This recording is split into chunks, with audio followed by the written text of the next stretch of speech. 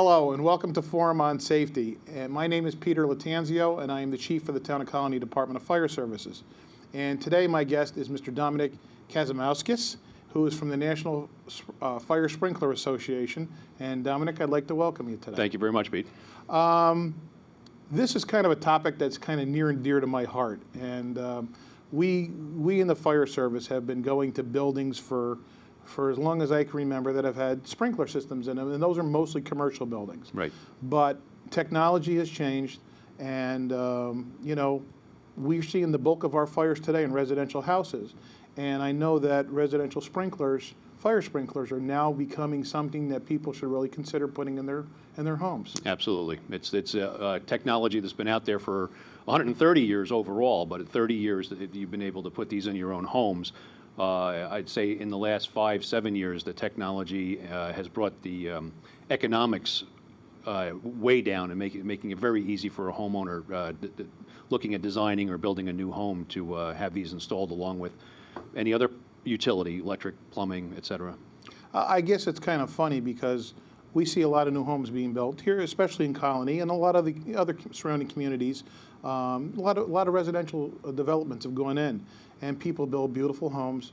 And I go by and I see lawn sprinklers being put in, but nobody thinks about putting a sprinkler inside the house. And we've actually been to some of these newer homes that we've had fires in them, unfortunately. And here the house has sustained substantial fire damage, yet the lawn looks beautiful outside. And we've actually been there doing the investigation, and the lawn sprinklers pop on. It's interesting because the lawn sprinklers are actually more expensive than the fire sprinklers in many cases.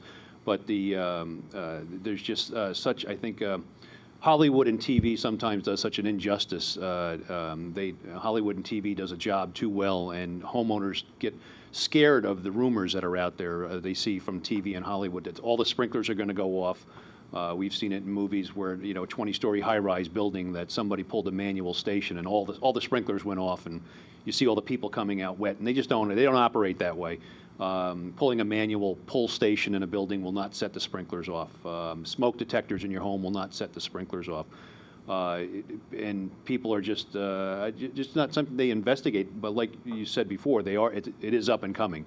More and more homeowners are taking advantage of the benefit of having fire sprinklers. We've had several new homes saved, as well as we see with even new homes do burn, which, if I may just shoot off to another subject, is that the fantasy is that the new homes aren't burning out there, and statistically, the rates of new homes burn just as fast as the older housing stock in this country is burning.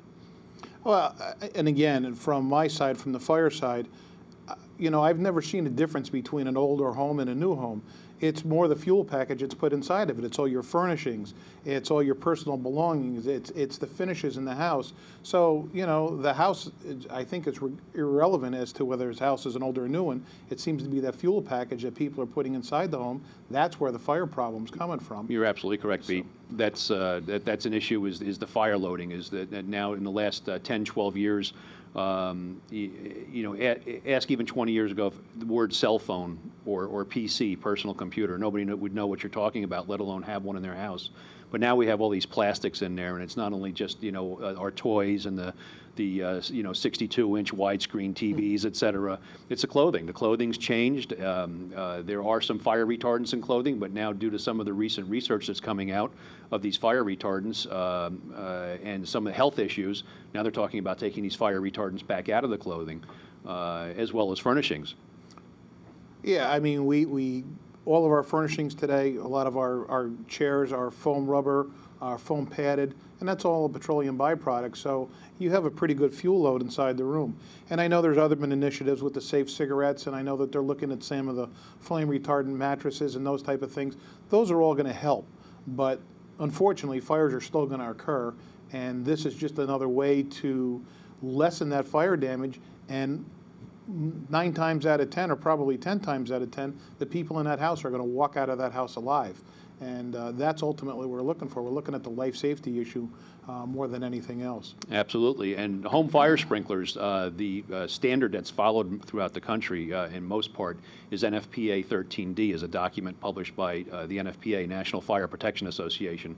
Very small document, very designer friendly or layout technician friendly for setting up these systems or designing these systems to go in the homes. And the ease of these systems going in the homes now is it's just unbelievable compared to where it was 10 years ago. I heard a kind of a frightening statistic the other day. I happened to be talking to one of the administrators at the State Fire, and he made the comment to me that we lost 16 lives in 45 days here in New York State in residential fires. Some of them were individuals who perished in their own homes. Other were multiple deaths that occurred inside residential buildings. And, you know, to me, that's unacceptable. That's too many people that we're losing inside these residential homes. And if you remember, there was the large fire down in North Carolina back in the fall where all those college kids died in that beach house. New home. And, you know, had that building been sprinklered, would we have lost 8 lives? Probably not. Would somebody have died? There's a possibility, but I don't think we would have lost 8 lives that day in that fire. Absolutely not. If there had been sprinklers, there's no report of a death in a sprinklered home. It's rare in commercial occupancies. In 130 years, there have been some, but there's never been a multiple fatality, even in a commercial occupancy. In residential occupancies, there's no reported fatalities in residential occupancies that have been properly sprinklered. And just to throw some statistics out there, smoke detectors have brought us down from that 10,000 lives lost annually in the United States back in the 70s, and we've slowly crept down. We got down to that 4,000 number, and now we're down, encroaching on 3,000. But for the last 6 or 7 years, we've kind of plateaued. Smoke detectors are absolutely doing their job. They are necessary, and the public does need to understand that they need to check them. If you got a broomstick in your hand or you got a mop in your hand, reach up with this handle and hit that smoke detector. Make sure it's going to activate, that it's clean. And we also talk about changing the batteries in the fall. When you change your clocks, change your batteries, so that you know you have a fresh battery in that detector all times. Right, but the lives lost in this country, we're still losing. I think the latest statistics were from 2006. I think it was about 3,400 fire deaths in the United States. That was just 1 year. That's like 10 747s crashing every year. Would we tolerate 10 planes crashing, killing 3,000 people every year? Why do we tolerate 3,000 people dying in their own homes every year? My background as well is 32 years in the fire service, and I'm just appalled that we accept this. Well, you know, you bring up a good point too about the fire service is, on our side of the fence, we're getting to these residential houses, and we're going to show a videotape in a few minutes of a test burn that we did over at our training tower. And that videotape you're going to see tends to be the exception as opposed to the rule, because it took so long for that fire to develop. But most of these rooms in a typical residential house now, we're seeing flash over in a 4 to 6 minute period. By the time the fire department gets the call, gets on the scene, and gets into that house, we've got a pretty well-developed fire working inside that house. And unfortunately, all across this country, we've had firefighters die where the roof has collapsed, the floor has collapsed, and firefighters have gone through and been trapped. If we had a working sprinkler system in these houses, that fire would never get to that level that would allow these buildings to come apart the way they are. And that's correct, Pete. The fire sprinklers go off about 155, 165 degree range, depending on which manufacturer. The sprinklers react at such a low temperature and get water into the atmosphere in the room that the room, it's impossible. It's just physically impossible for the room to go into that flashover point. And plus the water damage is minimal. Number one, you're holding the fire to a very small fire. The byproducts from the fire are in check, because obviously small fire, you're going to have less smoke, you're going to have less gases going into the atmosphere of the home. Plus the water damage, people are afraid of water damage with the sprinklers. The sprinklers put off about 18 gallons per minute each. Now that compared to, as you'll see in the video, of unchecked fire growth. Now you've got an entire room, possibly 2 rooms, engulfed in fires, and you're waiting for the fire department to arrive. Now the fire department is going to arrive with how many hose lines you think in the front door? Oh, at least 2, a minimum of 2, maybe more, depending on the extent of the fire. And how many gallons per minute out of each nozzle? You're probably flowing somewhere around 100 gallons a minute per nozzle. So 200 gallons a minute on a big fire in 2 rooms versus a small fire being addressed by 18 gallons per minute, maybe 26 gallons per minute. Let's go to that video clip now, and I want folks to understand that we've shortened up the first segment because it just ran long. We ran about 13 minutes from the time that this fire was first ignited, and you were there the day we did this. Yes. And the furniture that we saw in that room were just a typical couch that you would see in your house. There was nothing special. There was a trash can that had some newspapers crumpled up in it. We introduced no flammable accelerants. There was no gasoline or anything else put in here. And this video is the fire as it actually happened.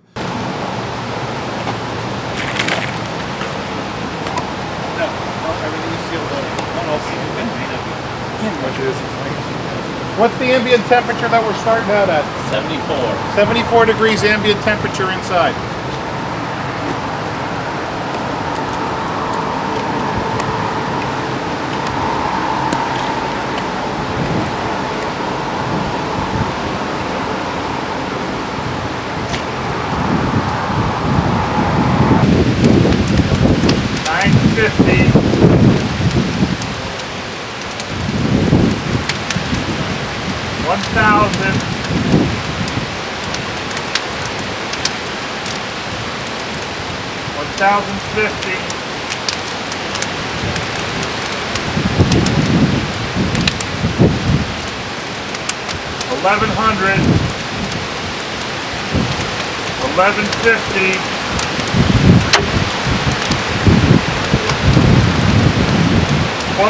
Degrees, 1250, 13, 1350, 14, 1450.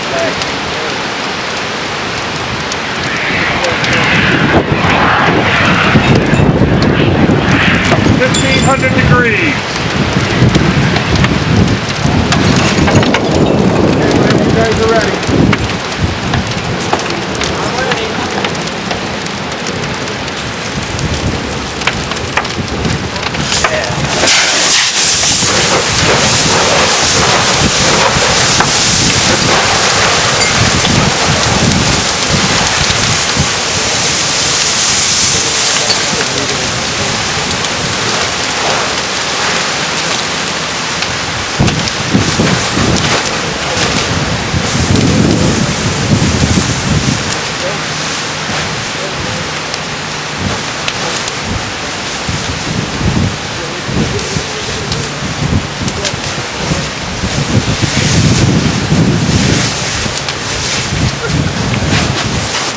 Now, we did this over our training facility, and the front of the building is wide open.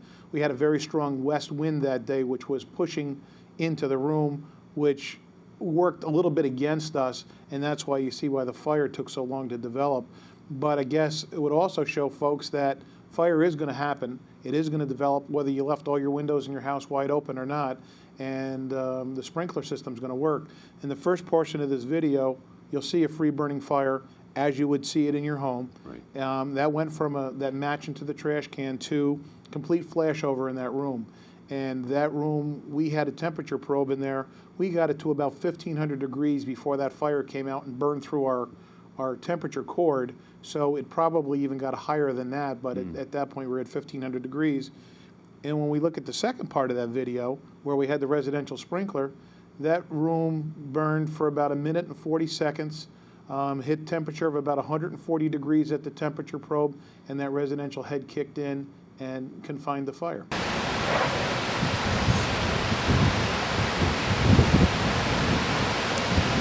2 minutes. 110 degrees.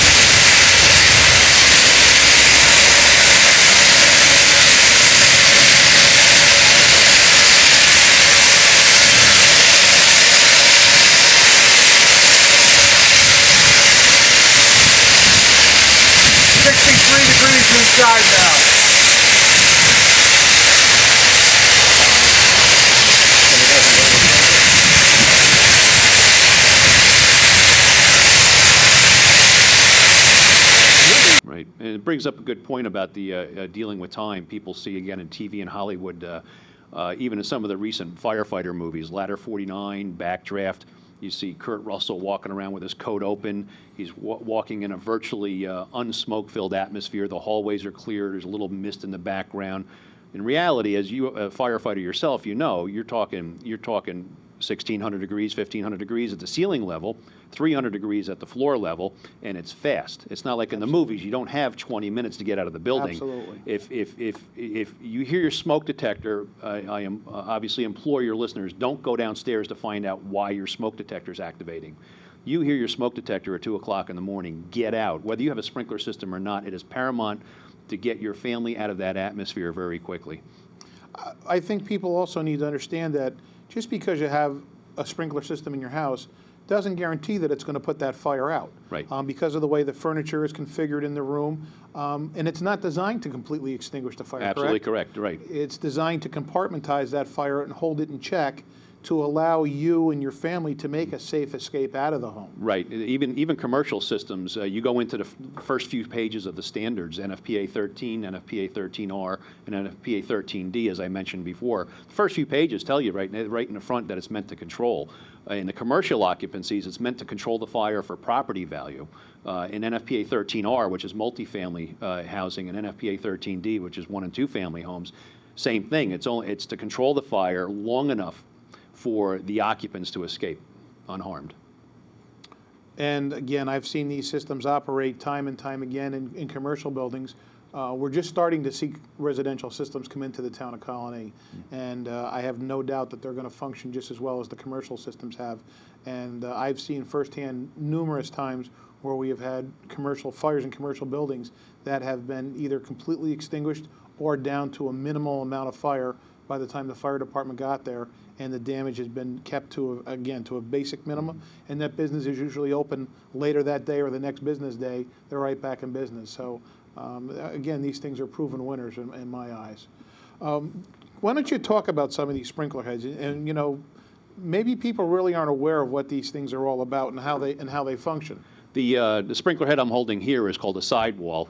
This is basically, you'll see a lot of these in offices, hotels, et cetera.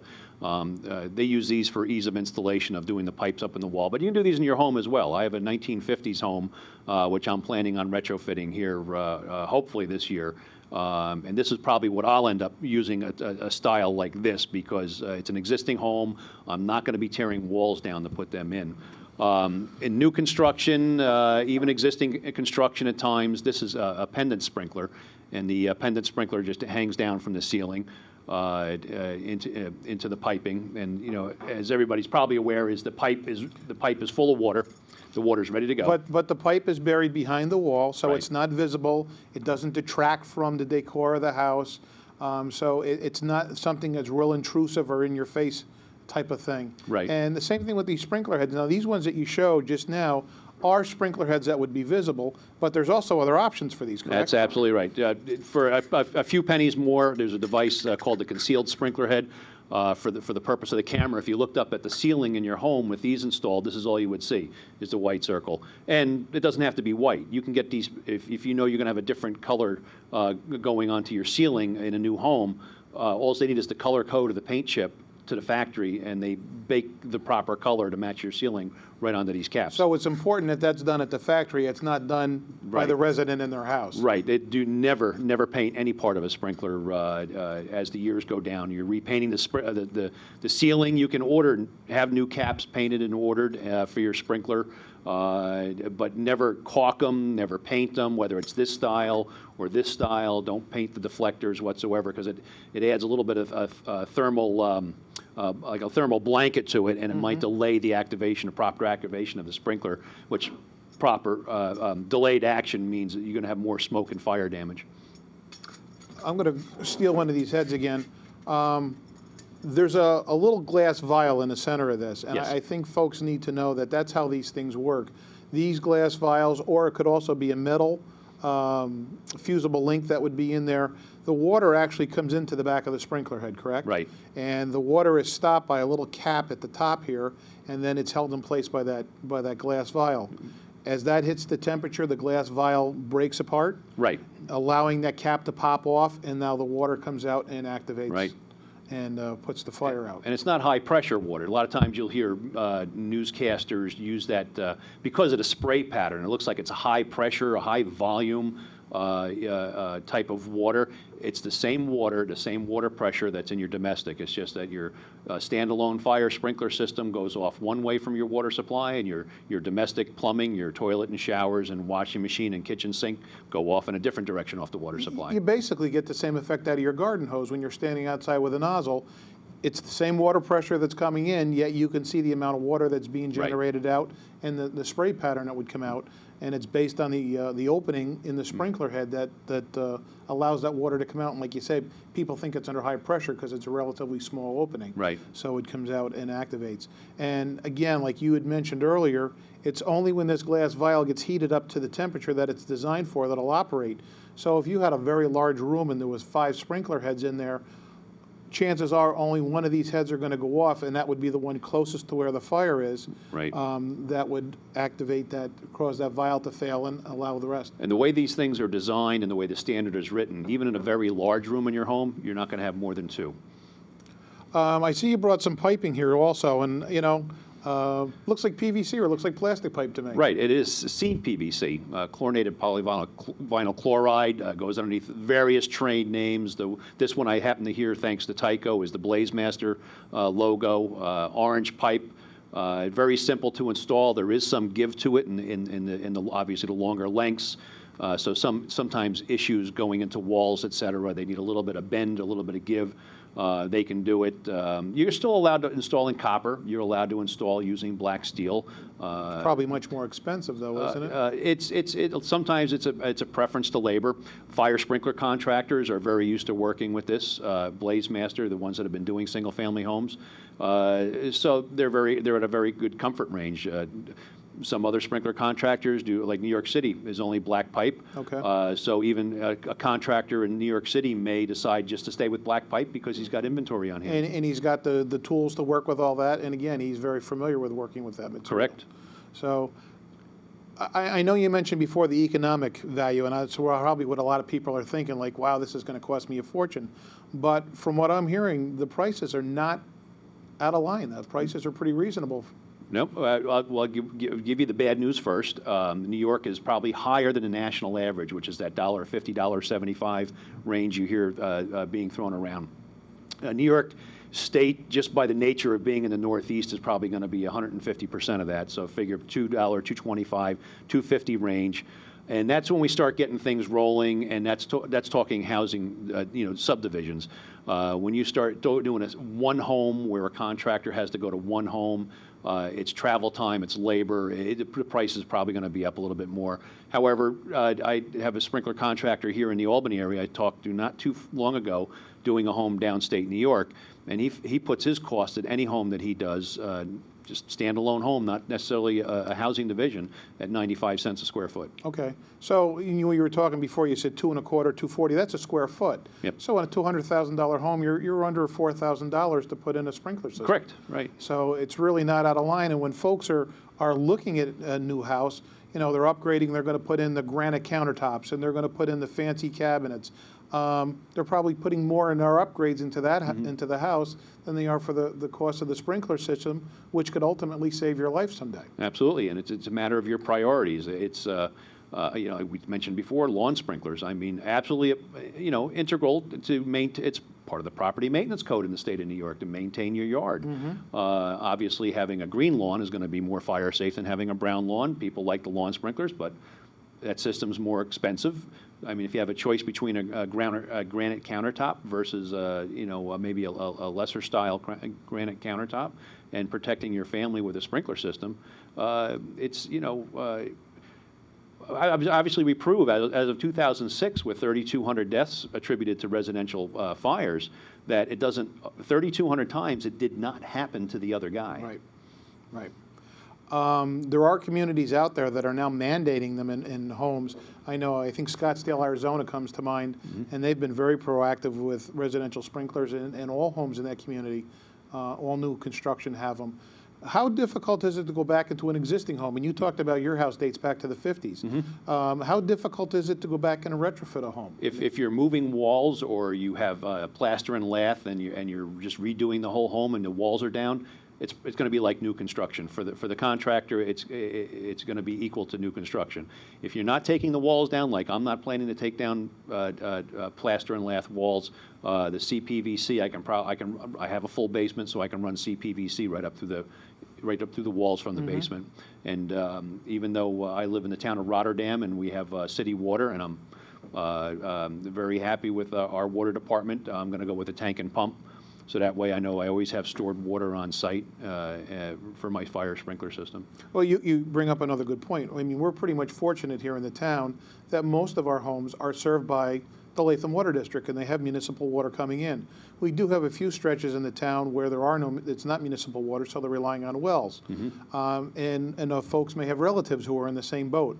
So just because you're on a well, does that preclude you from having a sprinkler system? No, it'll go from, I think New York State has already taken the stance that you can have a fire sprinkler on a well, but I think in New York they're still going to want you to have a tank, a standby tank. Not that you couldn't have the well feed that tank if your fire sprinkler system were to activate. So you would constantly refill that tank and have water available.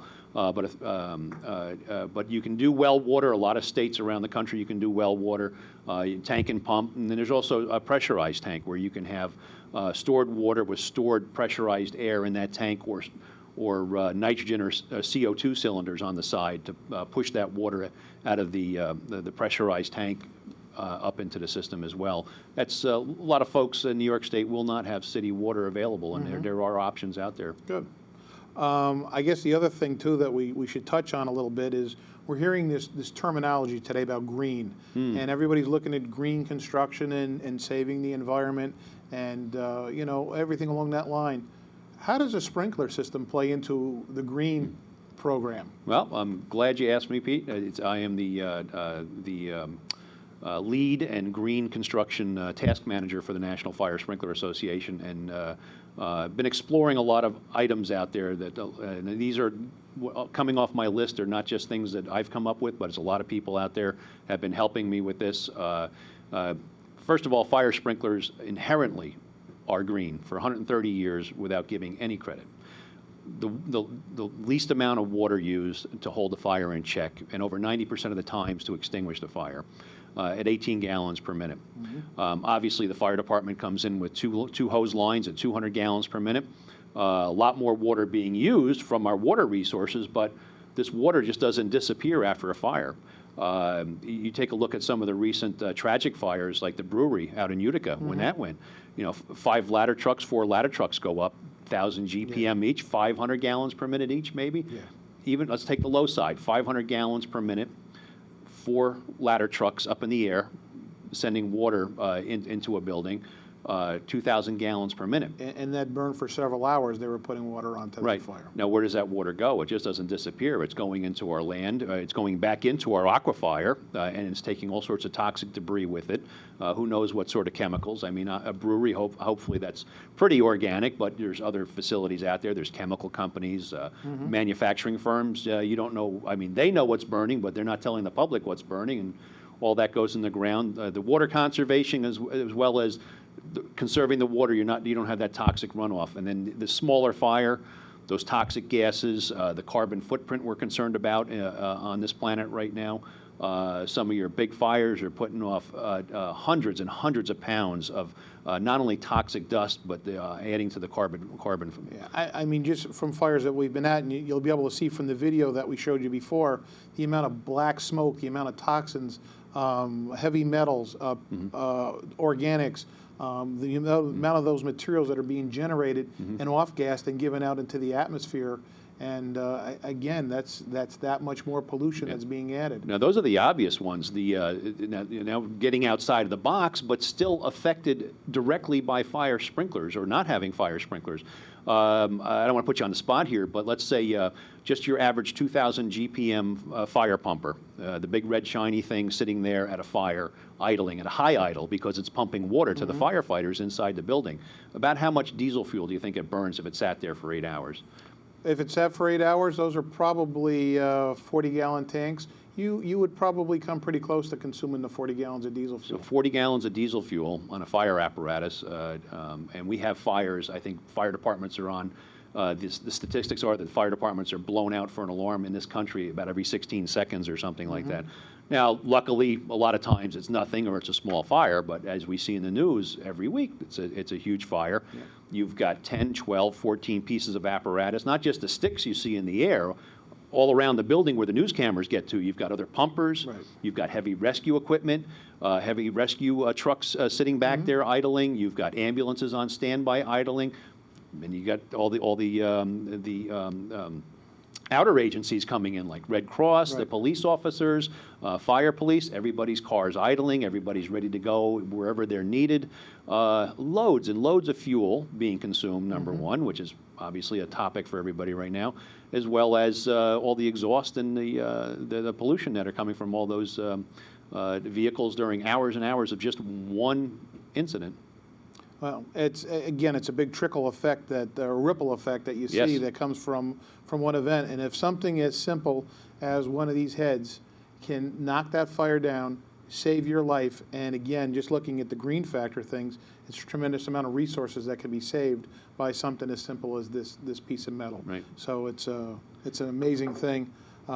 Again, I think just the life safety factor alone should be enough to make people think about it for their homes. So, as somebody told me, nothing could be more green than putting the fire out. I've also heard referred to these as having a fireman in every room of your house all the time. Right. So that's another good way to look at it.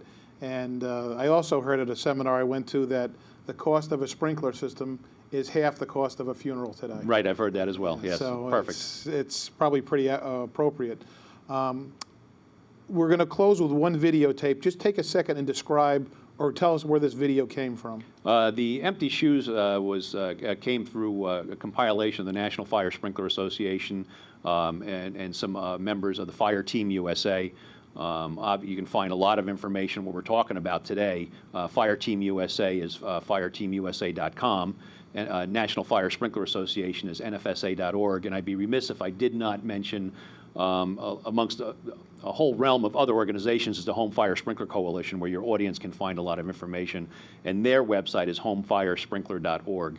This videotape, a compilation done by a few members from a couple of different associations called Empty Shoes, basically goes over that these fire statistics, a lot of elderly, but a lot of young people as well. But people of any age dying in a fire is a tragedy. But these young people, you don't know what they could have been.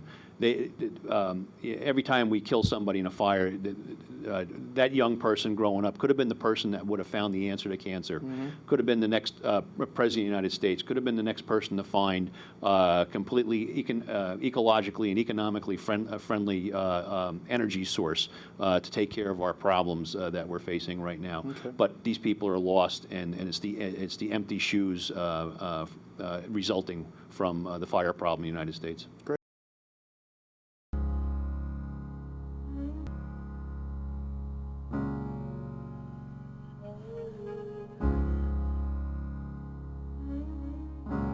Spend all your time waiting for that second chance, for a break that would make it okay.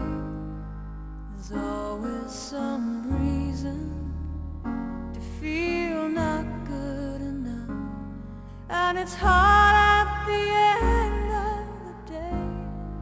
I need some distraction. Oh, beautiful release. Memories seep from my veins. Let me be empty. Oh, weightless, and maybe I'll find some peace tonight. In the arms of the angel, fly away.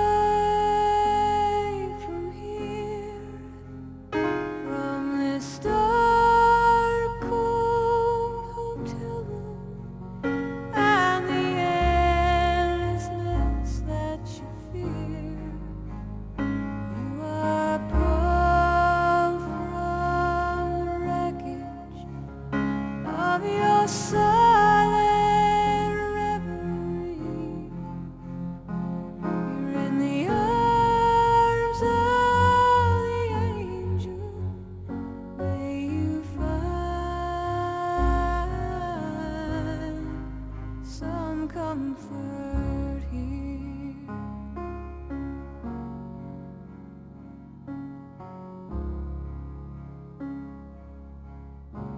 So tired of the straight line, and everywhere you turn, there's vultures and thieves at your back. The storm keeps on twisting. Keep on building the lies that you make up for all that you lack. It don't make no difference. Escape one last time. It's easier to believe in this sweet madness, all this glorious sadness that brings me to my knees. In the arms of the angel, fly away from here, from this dark, cold hotel room, and the endlessness that you fear. You are pulled from the wreckage of your silent reverie. In the arms of the angel, may you find some comfort here. You're in the arms of the angel. May you find some comfort here.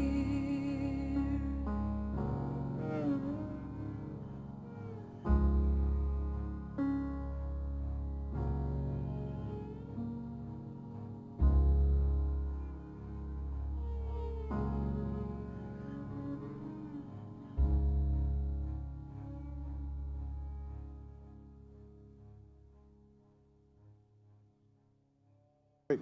Well, I want to thank you for being here today. I think this was very informative.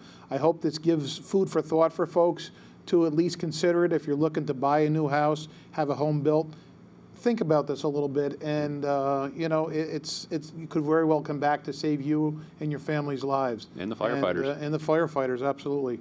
So, again, I hope that at least makes people think a little bit today about them, and hopefully we can make a bad situation a whole lot better. Right. Thank you for your time and your invitation and your leadership in Colonie. Obviously, this is a very important subject, along with many others in fire safety. Thank you. That'll wrap up today's show. Obviously, if you have any questions about sprinklers, Dominic gave you a lot of websites you can go to.